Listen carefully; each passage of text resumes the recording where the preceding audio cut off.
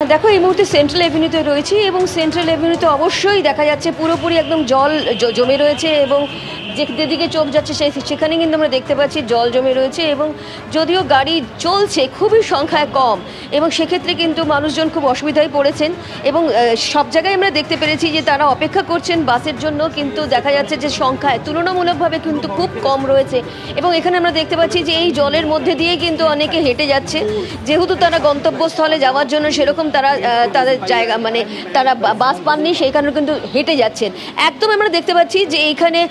পুজো মণ্ডপ রয়েছে মোহাম্মদ আলী পার্ক এবং এখানে দেখা যাচ্ছে এবং এখানে দেখছো পুরো একদম হাঁটু জল রয়েছে এবং চারিদিকে কিন্তু জলে জলাকার এবং এই সেন্ট্রাল এভিনিউ এবং সেন্ট্রাল এভিনিউ থেকে শুরু করে কিছুক্ষণ আগে যেটা কলেজ স্ট্রিট দেখাচ্ছিলাম এখানে একদম জল এখনও কিন্তু নিচে নামেনি এবং বিভিন্ন স্ট্রিট লাইটগুলো দেখা যাচ্ছে। স্ট্রিট একবার প্রতীককে বলবো স্ট্রিট লাইটগুলো কিন্তু এখনও বন্ধ রয়েছে এবং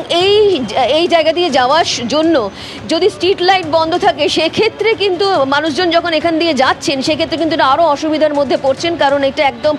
গলির মধ্যে রয়েছে। সেই গলির মধ্যে স্ট্রিট লাইট যখন বন্ধ রয়েছে সেক্ষেত্রে কিন্তু যাতায়াতেরও কিন্তু অসুবিধার মধ্যে পড়ছেন মানুষজন এবং গাড়ি ঘোড়া খুবই কম চলছে তবে খুব কম চলছে এবং সাধারণ মানুষ খুব অসুবিধার মধ্যে পড়েছেন।